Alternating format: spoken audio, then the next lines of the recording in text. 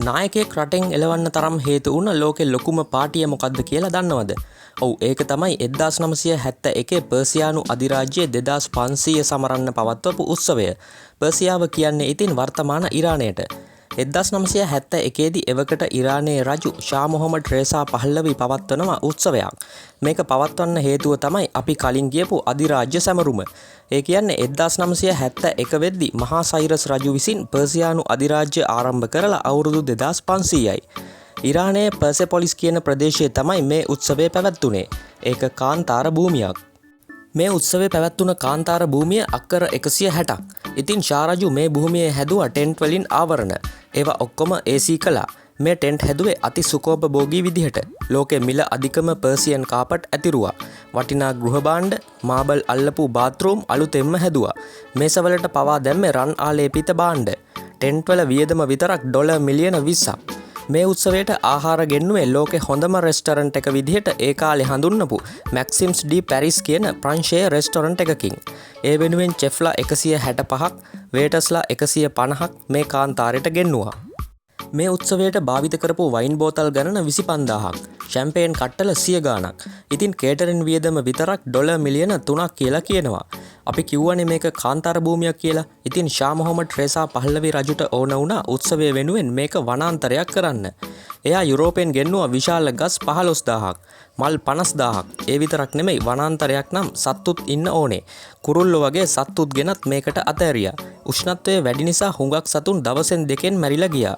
ඉතින් වනාන්තරය හදන්න වියදම ඩොලර් මිලියන 10ක්. ෂා රජු මේකට ආරාධනා කළේ ලෝකෙ ලොකුම බලවතුන්ට. රටවල් 60ක නායකයන් මේකට ආවා. ඉතියෝපියානු අධිරාජ්‍යයා හයිලි සෙලාසි, ජෝර්දාන රජු හොසේන්, මොනාකෝ කුමාරයා රයිනි, ඩෙන්මාර්ක් කුමාරයා මාග්‍රේට්, ස්පාඤ්ඤ කුමරු ජුආන් චාල්ස් වගේ කට්ටිය. එවකට ඇමරිකානු ජනාධිපති රිචඩ් නික්සන්ට ආරාධනා කළත් එයා නම් ආවේ නෑ. ඒත් සුබ පැතුම් පතක් එව්වා. ඉතින් VIPලා ආපු නිසා ආරක්ෂාවට ඉරාන ආමියකෙන් 10 ගාණක් යෙදෙව්වා. හෙලිකොප්ටර්ස් වගේම රහස් පොලිසියත් යෙදෙව්වා. ආරක්ෂක වියදම විතරක් ඩොලර් මිලියන 10ක්. මේ උත්සවයේදී පැරණි පර්සියානු ආමි යුනිෆෝම් වලින් පැරඩ් එකක් තිබුණා. සෙබළු 2000ක් හිටියා. උත්සවය ලස්සන කරන්න ගිනිකෙලි සංදර්ශන පැවැත්වුණා.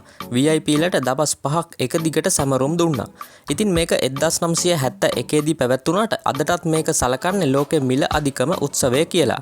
එවකට සමස්ත වියදම ඩොලර් මිලියන 200ක් විතර ඇති කියලා ගණන් බලලා තියෙනවා. අද මුදලින් නම් ඩොලර් බිලියන 1.3ක් විතර. අද අපේ මුදලින් බැලුවොත් රුපියල් බිලියන 400කට වැඩි. හොඳම වැඩේ ඒක නෙමෙයි. ඉරාන රජු මේ තරම් වියදම් කරලා උත්සව තිබ්බට ඒ කාලේ ඉරාන ජනතාව සෑහෙන දුප්පත්. මිනිස්සුන්ට කන්නවත් නැහැ හරියට.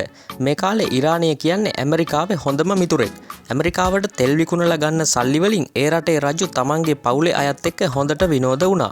ජනතාවට ඉතින් හුලන් තමයි. මේ තරම් මුදල් නාස්ති කරපු උත්සවය නිසා ජනතාව කලකිරුණා. මේ කාලේ රටින් පිටුහල් කරලා හිටපු රුහොල්ලා කමේනි මේ උත්සවය හැඳින්වුවේ යක්ෂයාගේ උත්සවය කියලා. කොහොම හරි 1979 දී ෂා මොහොමඩ් රේසා පහල්ලවි රජු බලයෙන් පහ කරලා රුහොල්ලා ඛමේනි ඉරානයේ බලය ගත්ත විප්ලවයට ප්‍රධාන හේතුවත් මේ උත්සවය කියලා තමයි කියන්නේ.